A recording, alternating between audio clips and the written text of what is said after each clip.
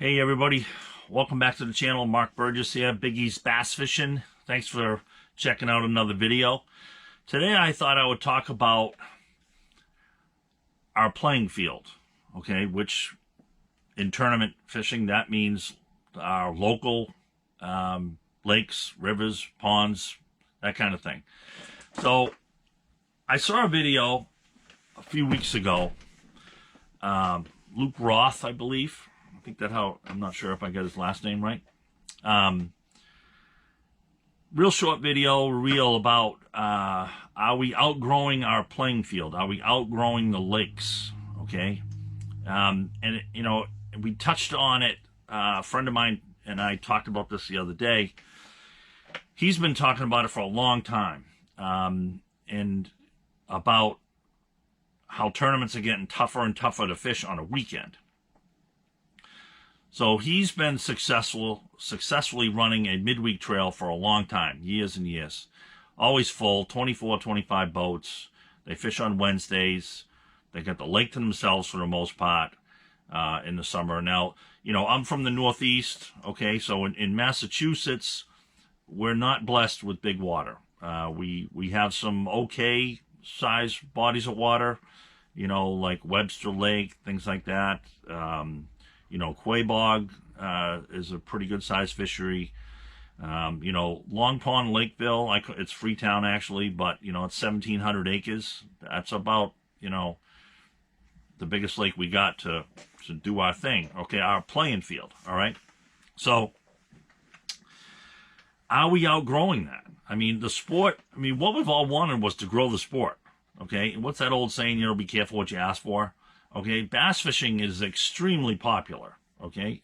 I mean, I've been doing it my entire life. A lot of you have too.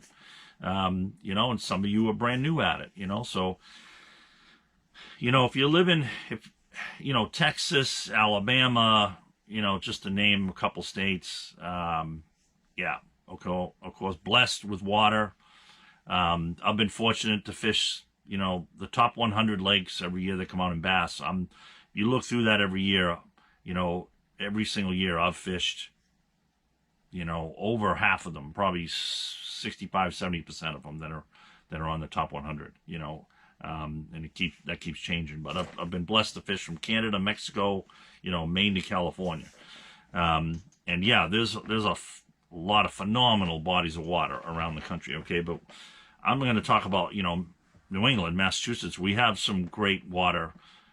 All of it seems to be about a 3-hour drive from me, Winnipesaukee, Candlewood, just gonna name a few, Hudson River. I mean, Maine is blessed with phenomenal bass water, just incredible.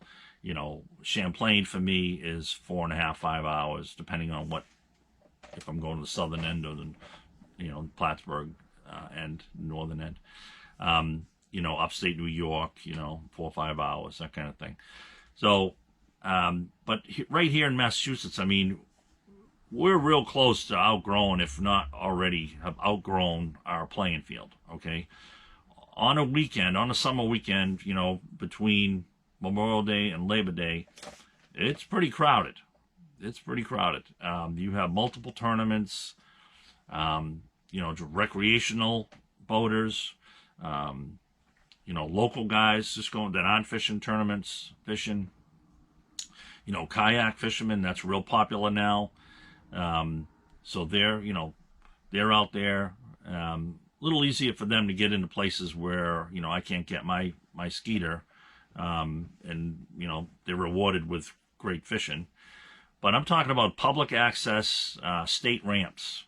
Okay. The state of Mass, like I said, they really don't want to see more than 24 boats, on a body of water that the access is through a state ramp. Okay. So, yeah, so now you're seeing more and more tournaments. There's Tuesday tournaments now, Thursday tournaments. A lot of, there's a couple of, we have a Mass Bass Nation midweek tournament.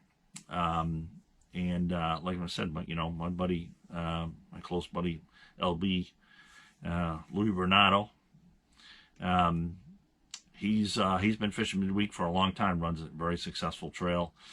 And, he's been preaching that for a while. Okay. So it's catching on.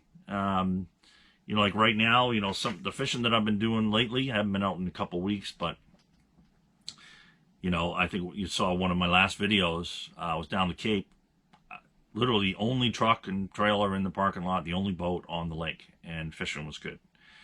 I had it all to myself, and that is typical this time of year if you get a break in the weather. Okay, but between Memorial Day and Labor Day, man, it can be crowded. You best get there early, you know. So, and even if you do, you'll probably be, you know, if you're not fishing a tournament, if you're just fishing, practicing or fun fishing, or shooting content, yeah, you're gonna have a lot of company. So, have we outgrown our playing field?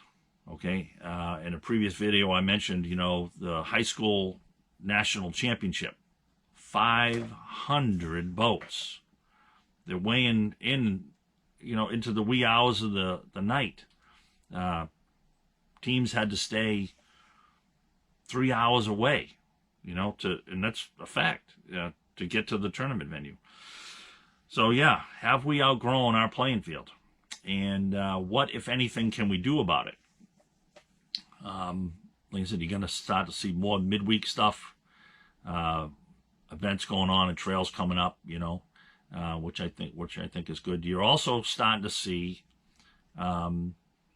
lake associations try to reduce or eliminate tournaments from their bodies of water. I say their body of water, the body of water that they live on. It's public body of water. So not sure the legalities of that, but those kinds of things are definitely starting to crop up. You know, we're already, you know, with the aquatic vegetation, you know, and weed control, you know, they're taking things into their own hands there. You know, but access, limiting public access, you know, if it's a state ramp, things can get a little sticky there. You know, private ramp, okay, that's a different story. Okay, so we'll have to see how those things play out. You know, I know Maine, you know, they're blessed. I mean, I say blessed, you know, because they have so much water. The fishing is absolutely fantastic. Even on some of the more popular lakes like Cabo San Conte, Sebago, I can go on. China. I mean, I fished China for the first time a couple of years ago. Blown away how great it was. You know, I've spent my life going to Maine too, but not freshwater bass fishing. So Maine limits the amount of tournaments, permitted tournaments you can have on any one body of water to 4. Cabo San Conte was the exception because of the Special Olympics tournament. There was 5, okay? So they typically get, I think there's, you know, man versus bass or something like that, a trail up there. And of course, you know, Bass Nation, they always have great, Maine Bass Nation, they have great participation, phenomenal angles up there. You know, they get good numbers. I mean, numbers that, you know, Mass used to have. I mean, I see a lot of times in Maine, I'll see, you know, 60, 70 boats, you know, tournament fields up there, which is what we were experienced years ago. So that's something we need to be aware of. So and this is, you know, I'm just thinking as I'm talking here, whatever we can do to lessen our impact, to make more of a positive impact when we are on one of these public bodies of water or a state ramp, you know, being courteous to other, you know, boaters, other people using the ramp, you know, maybe letting them go ahead, you know, whether they're putting in or taking out, you know, picking up trash, you know, whatever we can do to help, like, especially early in the morning, we get in there, you know, 5:30, 6 o'clock, you know, just keeping our voices down and just trying to be professional, and organized, and, you know, make sure we're not taking up more than one spot. Our permits that we get it allows us a percentage of the number of parking spaces at the facility anyway. But, yeah, whatever we can do to have more of a positive impact on the situation, I think is going to, help us certainly in the long run. Okay. So let me, drop a comment. Let me know your thoughts on maybe some other positive things we can do.